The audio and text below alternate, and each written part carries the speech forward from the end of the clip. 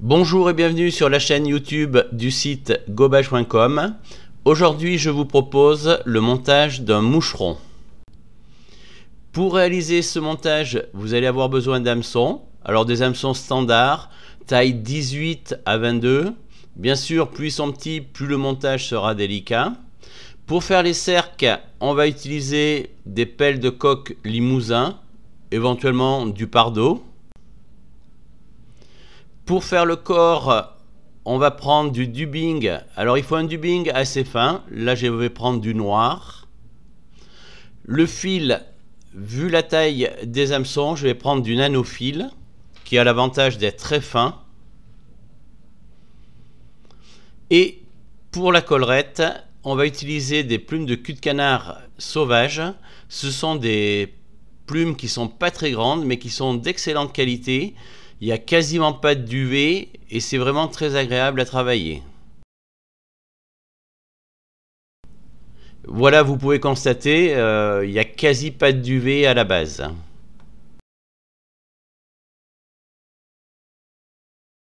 Vu que le nanofil a tendance à glisser un petit peu, avant de le fixer, on peut mettre une pointe de cyano ou éventuellement de vernis. Quelques enroulements, on coupe l'excédent et on revient ensuite vers la courbure. On fixe les cercles. Ensuite, on va continuer les enroulements jusqu'à la courbure.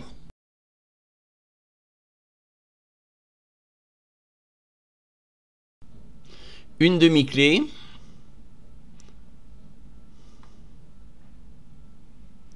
Et on coupe l'excédent de cercle. On peut même faire un peu de ménage avec le brûle-fibre. On va ensuite réaliser le corps avec le dubbing. Alors un dubbing assez fin, puisque là on est sur des tailles 18 à 22 et il ne faut pas que le corps soit trop volumineux.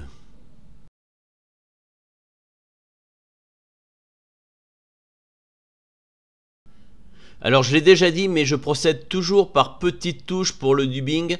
Je trouve qu'on est beaucoup plus précis et que les corps comme ça sont beaucoup plus harmonieux. Une demi-clé, ça sera plus facile ensuite pour réaliser la collerette.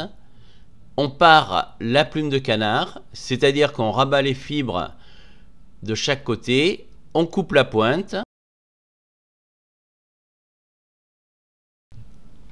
On l'installe dans le Magic Tool de Marc Petitjean et ensuite on n'a plus qu'à couper les fibres.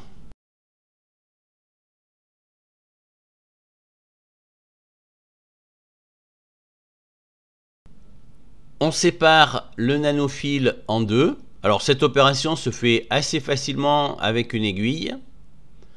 Ensuite, on va mettre un petit peu de poids pour que les fibres adhèrent.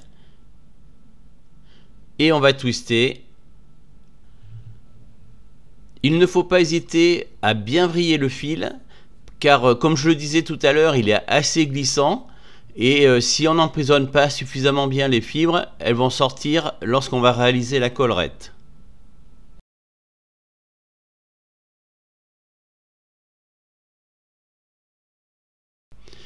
On enroule la collerette en rabattant à chaque tour les fibres vers l'arrière pour éviter de les emprisonner les unes sur les autres. Alors c'est une mouche que j'utilise dans des cas un petit peu particuliers. Alors soit un réservoir lorsque les truites sont vraiment installées sur des micro moucherons, on ne sait pas trop ce qu'elles prennent à la surface, ça arrive assez souvent. Ou sinon des truites ou des ombres en rivière qui sont parfois dans des retournes et là aussi qui font des tout petits gobages de rien du tout. On peut aussi l'utiliser sous l'eau, il suffit de la laisser couler.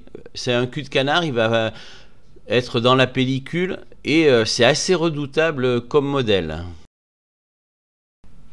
Un petit coup de brosse pour bien dégager toutes les fibres.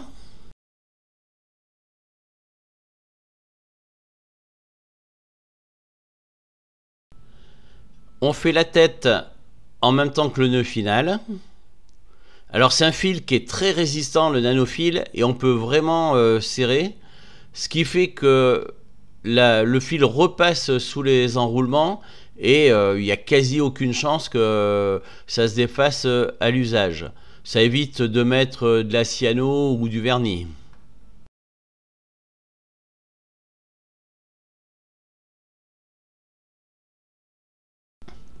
On coupe le fil de montage.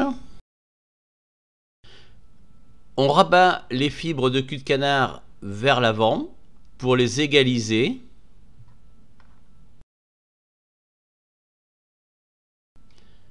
Un petit coup de ciseau, la mouche est terminée.